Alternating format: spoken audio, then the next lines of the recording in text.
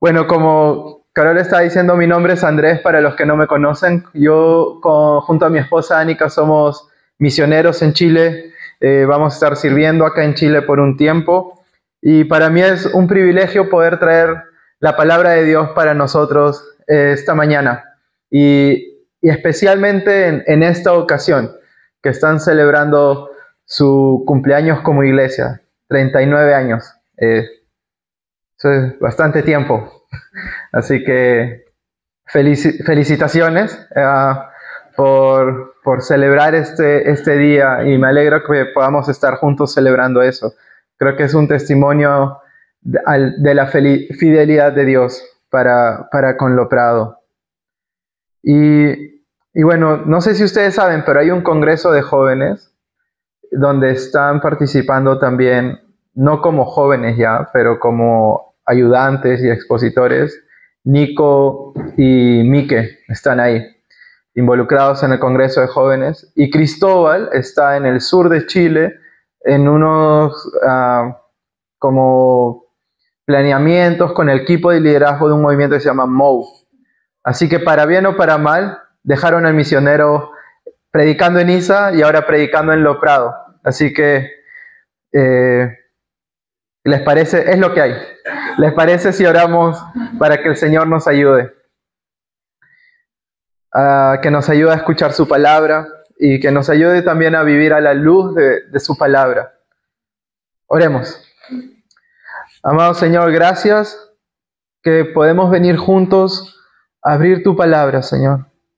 Y te queremos pedir que tú me ayudes, Señor, a ser fiel a tu palabra, a presentarla con claridad, y que también nos ayudes a abrir nuestro entendimiento y nuestros corazones a tu voz, Señor. Ayúdanos que esto sea para tu gloria. Señor, te pedimos que tú nos ayudes cada día a ser más como tú. En el nombre de Jesús oramos. Amén. Amén. Ok, si no me equivoco, ustedes también deben estar siguiendo nuestras series de predicaciones que hemos estado llevando en ISA, así que ustedes estarán al tanto de que hace no mucho tuvimos una serie de predicaciones que nos ayudaron a pensar sobre nuestro tiempo, talentos y tesoros, ¿verdad? ¿Se acuerdan de eso? ¿O ya no se acuerdan? Ya, muy bien, qué bueno. Entonces estuvimos en una serie viendo esos 3 puntos, cómo estamos pensando acerca de nuestros tiempos, nuestros talentos y nuestros tesoros. Y quizás una pregunta válida a esto, o la pregunta que está detrás de estas prédicas, que quizás sin haberla planteado nos podemos estar preguntando es: ¿y por qué yo debo de dar de mis tesoros, de mi tiempo y de mis talentos al servicio de Dios? Y yo creo que el texto de hoy día nos ayuda un poco a responder esa pregunta. ¿Por qué yo tengo que dar de mi tiempo, de mis talentos y de mis tesoros a la iglesia? Esa es la pregunta. Y esa es la pregunta que va a hallar una respuesta en parte en este texto. Así que dejen sus Biblias abiertas si es que tienen Biblias, si es que tienen celulares, dejen el celular en el texto en el que estamos hoy día para ir paso por paso, verso por verso, viendo lo que tiene para nosotros. Nosotros acabamos de leer Lucas 20, de los versos del 20 al 26. Solo son 6 versos, pero hay tanta riqueza en la palabra de Dios que en solo 6 versos puede hablar a nuestras vidas. Ahora, ustedes saben que dejamos la serie de tiempo, tesoros y talentos atrás y hemos vuelto al libro de Lucas, que según me cuentan ha sido como un libro que ha estado ya por casi 4 años en la predicación de ISA y todavía no terminan. Así que es como un libro canónico de ISA y por extensión se está volviendo como el libro canónico de Lo Prado, me imagino. Entonces estamos de vuelta a esta serie en Lucas y se llama Jesús, la esperanza de mi pueblo. Y para entrar en el texto, creo que siempre es bueno tener un poco de contexto, de qué es lo que ha pasado antes. Así que les voy a dar un poco de contexto para ponernos en dónde estamos en la historia, en el Evangelio de Lucas, y de ahí vamos a ir viendo verso por verso. En el Evangelio de Lucas, Jesús es presentado como una especie de ministro o de un predicador itinerante. Y eso quiere decir básicamente que va predicando de aldea en aldea acerca de Dios. Y en cada aldea ha enseñado y ha demostrado que Él es un maestro diferente, algo fuera de lo habitual. Su ministerio va acompañado de señales y prodigios, por ejemplo, pero también su enseñanza es distinta, tiene una autoridad divina. Y eso lo podemos ver porque Jesús no solo sana enfermos, sino que también les dice, tus pecados te son perdonados. Y esa autoridad de perdonar pecados, para los judíos mismos, era algo que solo Dios podía hacer. Pero Jesús se atribuye ese rol y le dice a los que sana, a los que cura, a los que están en contacto con Él, tus pecados te son perdonados. Resaltando que este predicador itinerante, llamado Jesús, tiene autoridad divina. Ahora, al atribuirse este rol, eso ha causado que hayan diferentes reacciones entre el pueblo. Los líderes religiosos, por ejemplo, ven a Jesús como una amenaza para ellos, porque las enseñanzas de Jesús desafían su autoridad religiosa y política. Pero entre el pueblo, las palabras, señales y enseñanzas han sido bien recibidas por muchos habitantes del antiguo Israel. Jesús ha ganado muchos adeptos, particularmente en las regiones al norte de Jerusalén, por las zonas de Galilea. Muchos siguen a Jesús. Sin embargo, Jesús sabe que su hora se está acercando y emprende su viaje hacia el sur, no hacia Tierras del Fuego, sino hacia Jerusalén. Ahora, Jerusalén, en el tiempo de Jesús, Jerusalén era el centro, el corazón del poderío religioso y político del pueblo judío. Entonces, esta decisión de Jesús de ir hacia el sur, hacia Jerusalén, hacia la capital, era de mucho riesgo. Y si esto fuese una especie de película, estaríamos en la parte donde cuando estás viendo la película y te sientes tenso porque no sabes qué va a pasar. Es ese momento. Debería haber, cuando estás leyendo el texto, cuando dice que va hacia Jerusalén, debería causarte una especie de tensión, como cuando estás viendo una película y se está poniendo el héroe, no se sabe muy bien qué va a pasar con el héroe. Ahora, si nosotros fuéramos como directores de esta película, tendríamos que en este momento hacer un cambio en la música, ¿no? De sonidos melódicos y armónicos, tendríamos que pasar quizás a sonidos más sombríos, menos armónicos, que te van causando como tensión mientras estás viendo. También los colores, ¿verdad? Si esto fuese una película y nosotros somos los directores, tendríamos que cambiar los colores. Quizás en la zona de Galilea, cuando el ministerio de Jesús está creciendo, tendríamos días soleados junto al lago de Galilea, los verdes prados, ¿verdad? Pero mientras entramos a Jerusalén, mientras nos dirigimos a Jerusalén, de pronto los colores se deberían de volver más opacos, los paisajes un poco más áridos, ¿no? Entonces la entrada a Jerusalén en esta película del ministerio de Jesús sería algo similar como si ¿alguien ha visto, por ejemplo, la Guerra de las Galaxias? Cuando van a la Estrella de la Muerte, ¿no? Entonces ahí hay un momento de tensión. O si has visto quizás El Señor de los Anillos, ¿verdad? Cuando están yendo hacia Mordor, los tonos ya no son los hermosos valles de las tierras de los elfos, ya no son las festividades de la comarca, sino todo se va volviendo más sombrío. Y ese es un poco el ambiente que se va generando cuando Jesús va yendo hacia Jerusalén. O al menos debería irse generando en nuestra imaginación, cómo nos imaginamos esta etapa de la historia. Otro ejemplo, si es que lo tuyo no son las películas, pero quizás estás familiarizado con documentales de la Segunda Guerra Mundial, esto es como el desembarcar en Normandía, ¿verdad? Es el inicio de lo que puede ser el fin de una campaña o el inicio de una victoria. Es ese punto de tensión.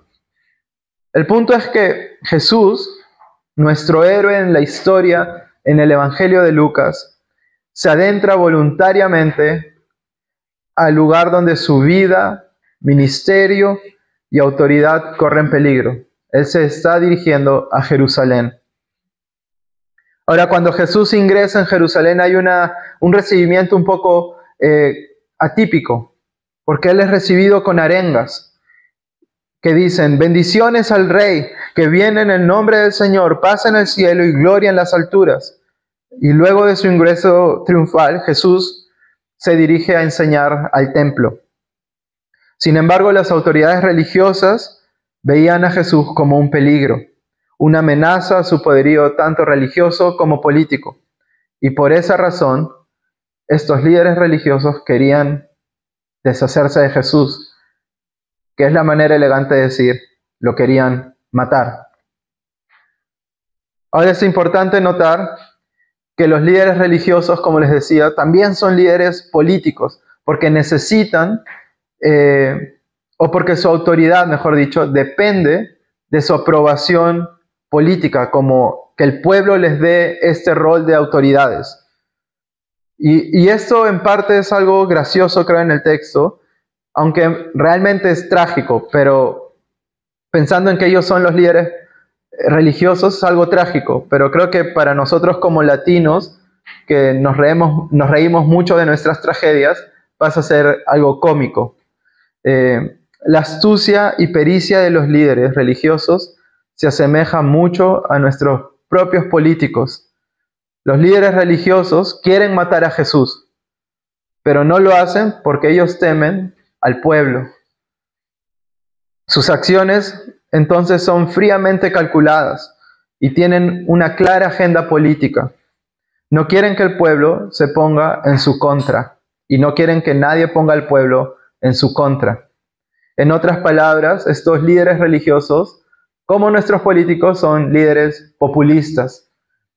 Y es casi providencial que a mí me toca predicar una semana después del proceso de elecciones, ¿verdad?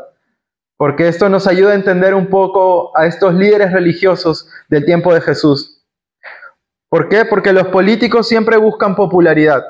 Antes de las elecciones, los candidatos son nuestros mejores amigos, ¿verdad? Están en todas las fotos sonriendo, van a visitar colegios, apoyan a clubes de madres, van a las casas del adulto mayor, se muestran muy cercanos a nosotros. Son un ciudadano como tú y como yo, un ciudadano de a pie. Pero una vez que ganan las elecciones, no los vemos más, no tienen tiempo para ir a visitar, no tienen tiempo para dar audiencias, no los vemos más. Y todo esto porque están buscando popularidad para ganar votos. Pero una vez que ya tienen lo que han buscado, ya no se acuerdan más del pueblo.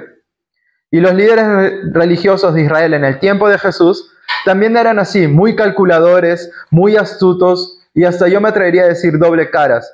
A escondidas planean matar a Jesús, el líder de la oposición, el líder con el que el pueblo se ha identificado. Pero en público, ellos se presentan como unos líderes espirituales que no harían daño a nadie. Y Lucas nos va mostrando entonces diferentes viñetas de Jesús en Jerusalén.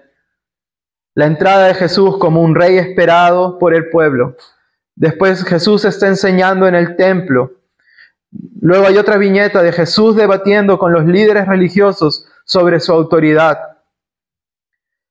Y si ustedes se acuerdan la prédica del sábado pasado, aparece Jesús compartiendo esta parábola de los labradores malvados que Cristóbal estuvo predicando.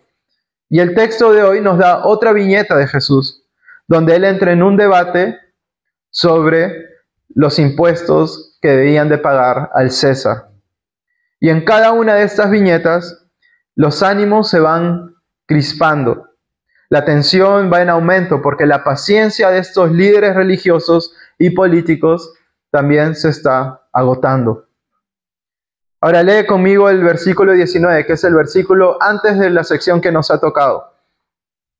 El versículo 19 dice: los maestros de la ley y los jefes de los sacerdotes, cayendo en cuenta que la parábola iba dirigida contra ellos, buscaron la manera de echarle mano en aquel mismo momento, pero temían al pueblo.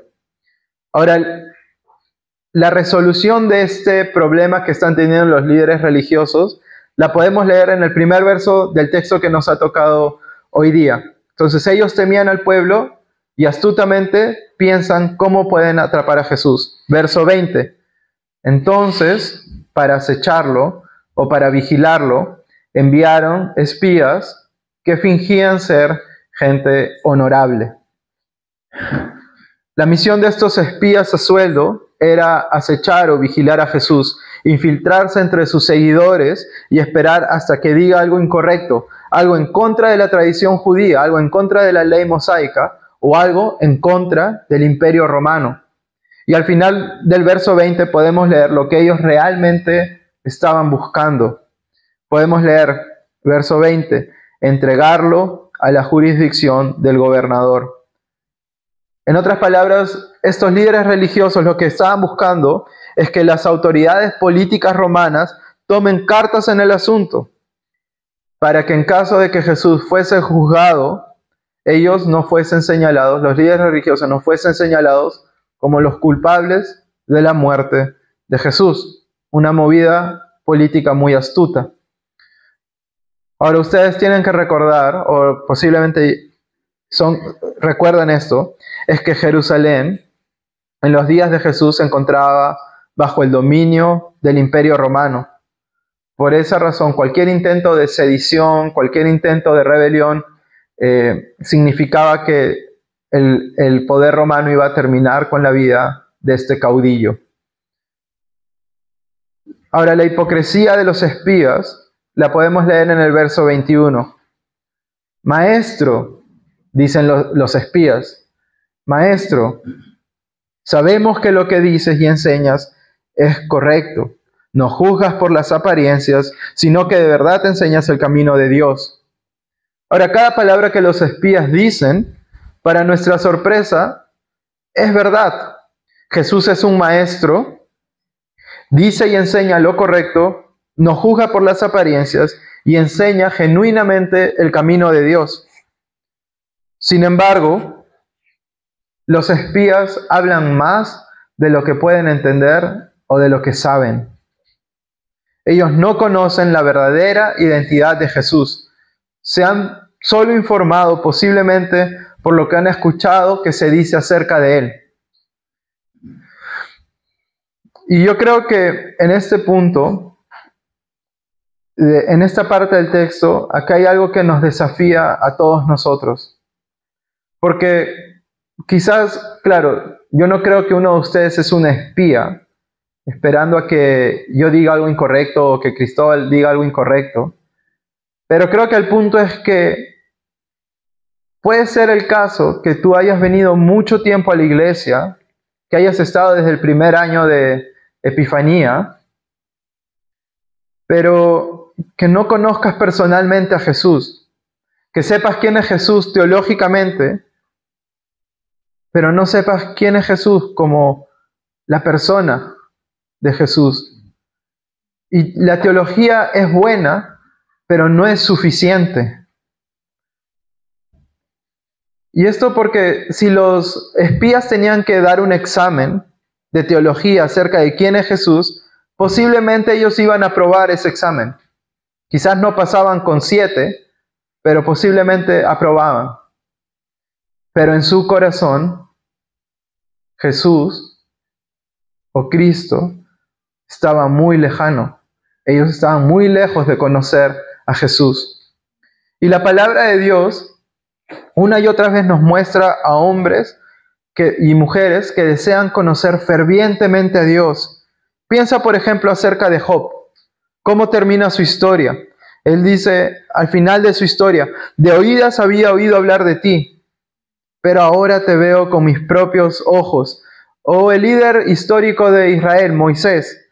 Luego de que Dios se le revelara a él en la zarza ardiente y que haya visto sus milagros y prodigios para liberar al pueblo de Israel, aún después de eso, él le ruega a Dios y le dice, yo quiero ver tu rostro, yo quiero ver tu gloria.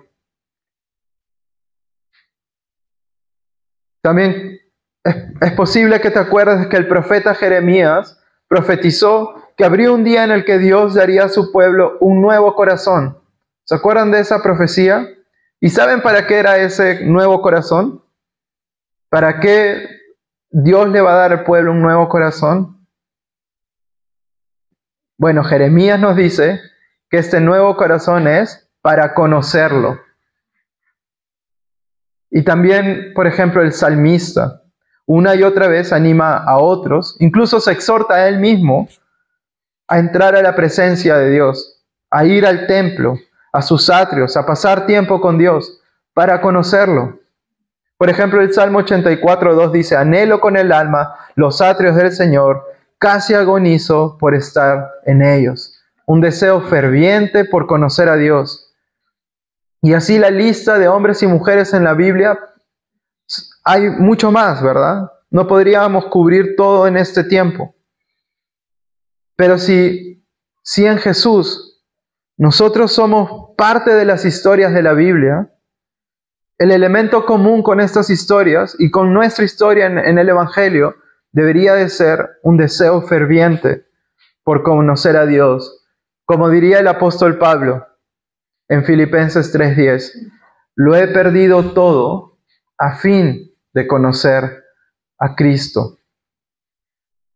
Los espías sabían de Cristo, pero no lo conocían.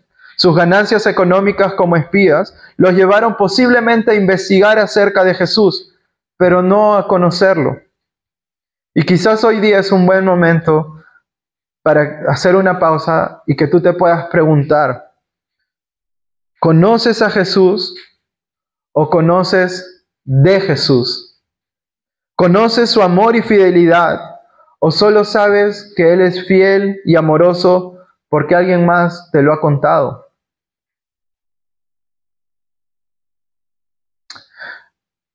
Volvamos al texto. Los espías, como hemos visto, hablan más de lo que realmente pueden saber. Pero no nos perdamos en su coartada. Recordemos que ellos solo son espías. La pregunta de los espías es el corazón de su plan para hacer caer a Jesús. En el verso 22 podemos leer eso. Los espías preguntan, ¿nos está permitido pagar impuestos al César o no? Ahora, la astucia de esta pregunta es que solo acepta dos posibilidades. O pagamos el tributo o no lo pagamos. Y esta pregunta es compleja por el tema. El tema de los impuestos en el tiempo de Jesús era un tema muy controversial. Era un tema que hacía que la gente se ponga como apasionada, acalorada.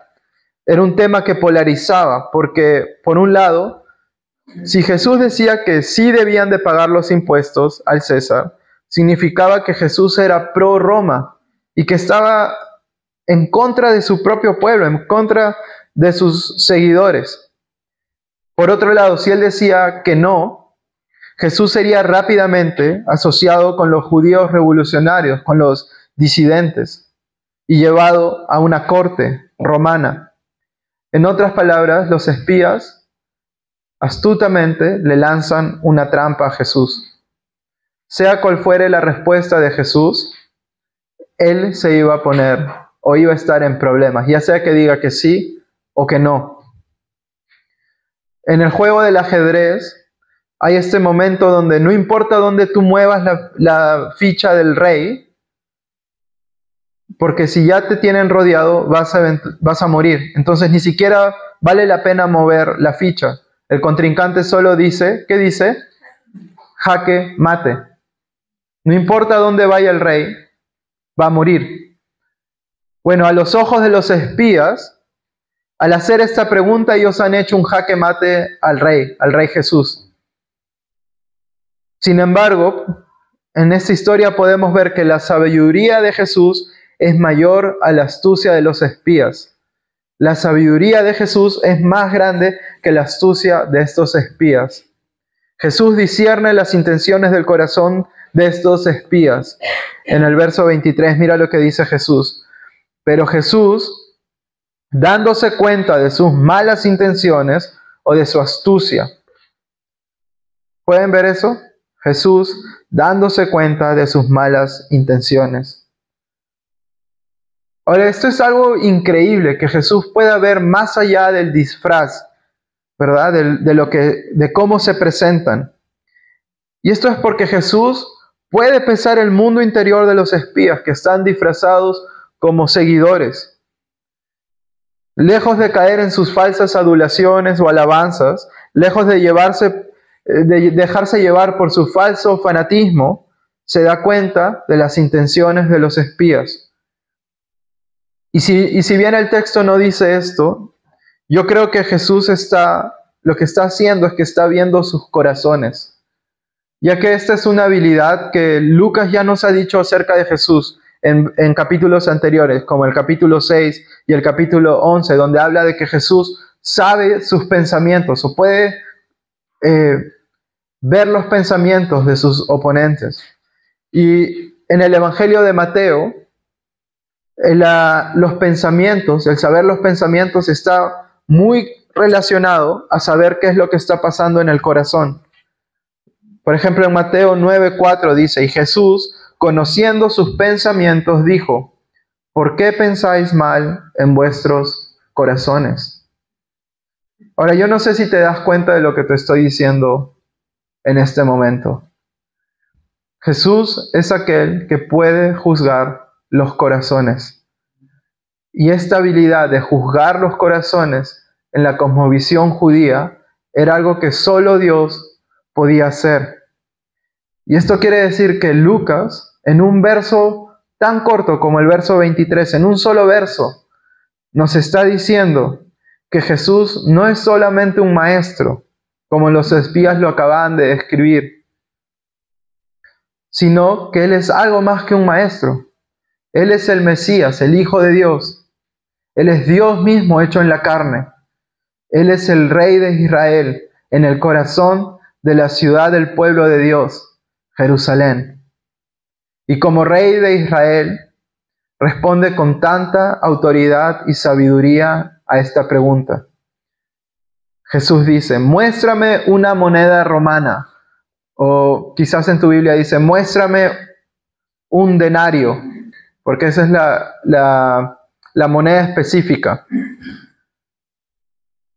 Ahora, los denarios en la época de Jesús tenían una inscripción en la moneda, ¿verdad? Como nuestras monedas hoy en día. Tenían a la cara del César y alrededor de la cara del César tenían una inscripción que decía Tiberius César Augustus, hijo del divino Augustus. Y por eso al preguntar Jesús, ¿de quién es esta imagen y esta inscripción? El pueblo dice a una sola voz, del César. A lo que Jesús responde con una de las frases más conocidas de la Biblia, ¿verdad? Aunque no mucha gente que la usa, estoy seguro, sabe que viene de la Biblia o sabe que incluso son las palabras de Jesús. En el verso 25 Jesús dice, denle al César lo que es del César. Y nosotros estamos familiarizados con esa expresión, ¿verdad? La conocemos, denle al César lo que es del César. Y normalmente lo usamos, si no me equivoco, cuando, digamos, alguien no es como con el que estás totalmente de acuerdo o santo de tu devoción, pero ha hecho algo bueno y dices, bueno, denle al César lo que es del César. O sea, lo ha hecho bien, así yo estoy en desacuerdo, ¿verdad? Más o menos así lo usamos. ¿Sí? ¿O no la usan? Bueno, yo la pienso así al menos. Pero es como darle como crédito, el mérito que le corresponde a una persona, ¿verdad? Como bueno, ha hecho todo esto mal, pero en este punto hizo bien. Hay que darle al César lo que es del César.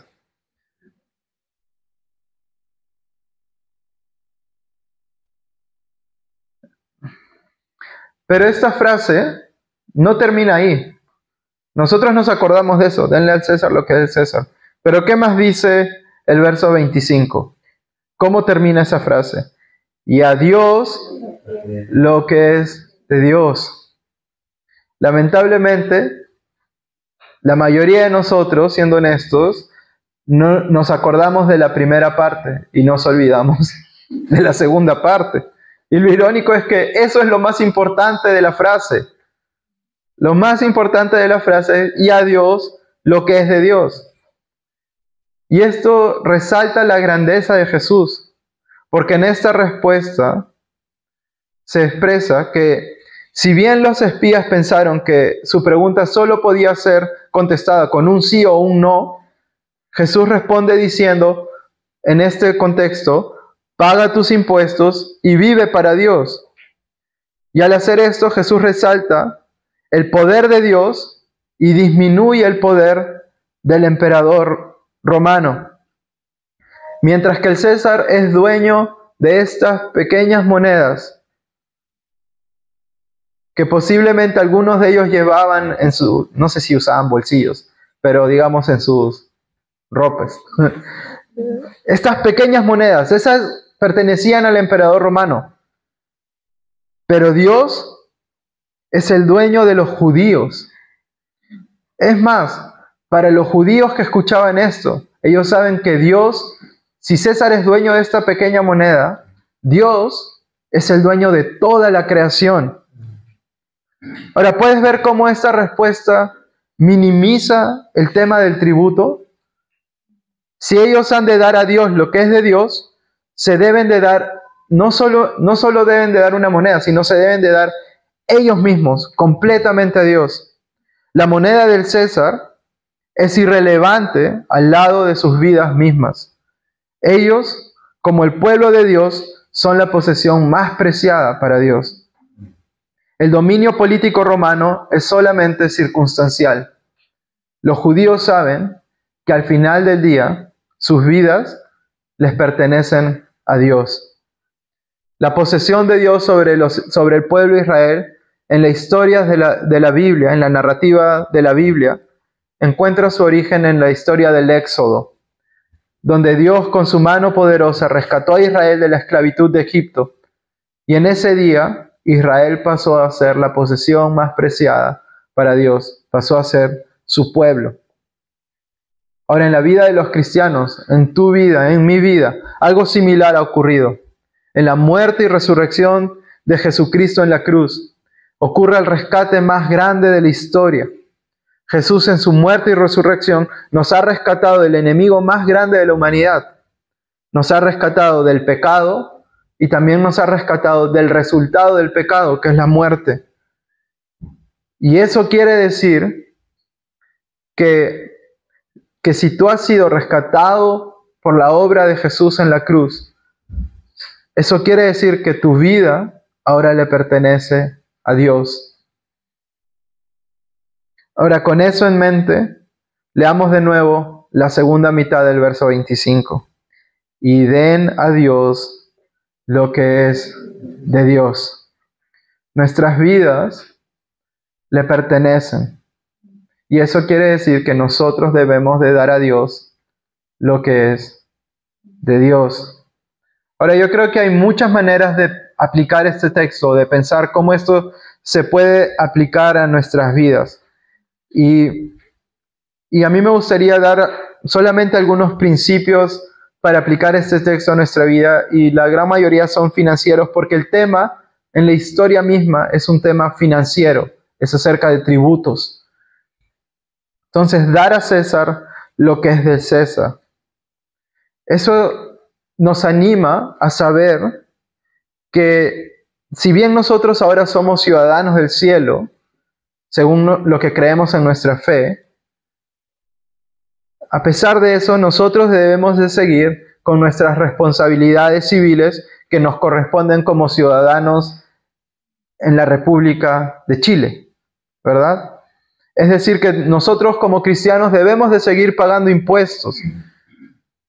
Tú y yo debemos de seguir cubriendo nuestras responsabilidades financieras, pagar tus deudas si es que tienes, cumplir con tus pagos contractuales si es que tienes contratos, etc.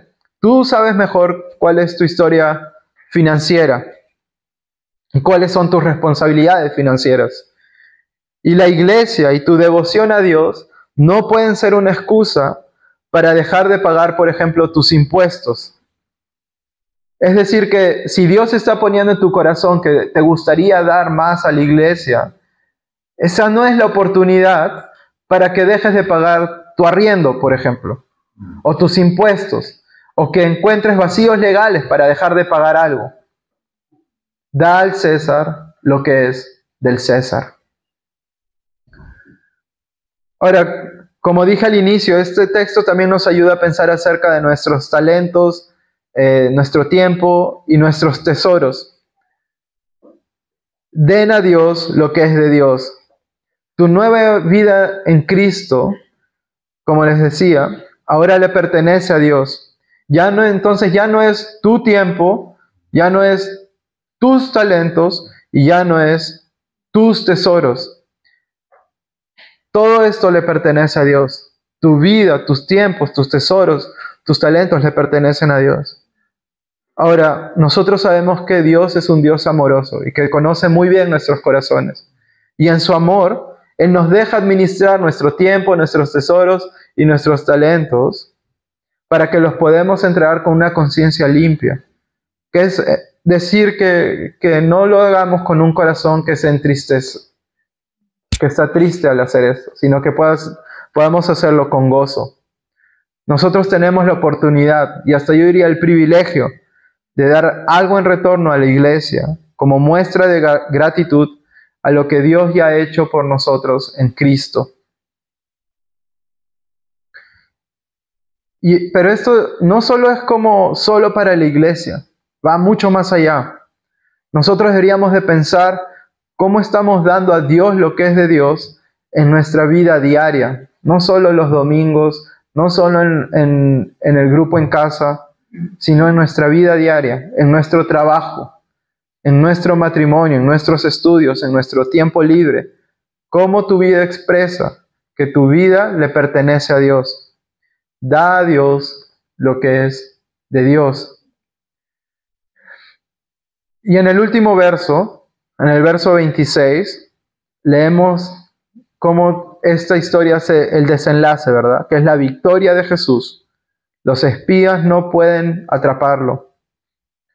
Los espías, al ver la sabiduría de Cristo, se quedan sin palabras. En mi versión dice, se quedaron en silencio. Y quizás esa es una buena respuesta cuando nos encontramos frente a la sabiduría de Jesús. Especialmente cuando nosotros constantemente estamos poniendo excusas para dar a Dios lo que es de Dios. Entonces creo que el texto también nos llama a dejar de poner excusas y que dejemos que el señorío de Cristo entre a cada área de nuestras vidas. Y esto se puede ver reflejado en nuestro tiempo, en nuestros talentos y en nuestros tesoros. Y que todo esto sea para su gloria, para su gloria. Amén. Oremos. Amado Señor, gracias que en ti podemos encontrar una nueva vida, Señor, una nueva identidad.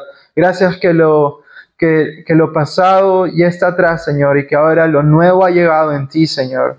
Ayúdanos a vivir una vida digna de tu evangelio, a la luz de lo que tú has hecho en ti, Señor. Y ayúdanos a cada vez a renunciar más a nuestros ídolos, especialmente si estos ídolos están en el área de nuestras finanzas, de nuestro tiempo y de nuestros talentos, Señor. Ayúdanos a reconocerte en cada área, Señor, a saber que si vivimos es para ti, Señor, que tú eres el que nos da oxígeno, nos da salud y nos permite tener una vida, una nueva vida en ti, Señor, que podemos conocerte, que podemos alegrarnos, que podemos compartir en comunión, Señor, con otros hermanos la fe. Ayúdanos a renunciar a nuestras excusas y a vivir para ti, Señor. Ayúdanos a dar a Dios lo que es de Dios. En el nombre de Jesús oramos esto. Amén. Amén.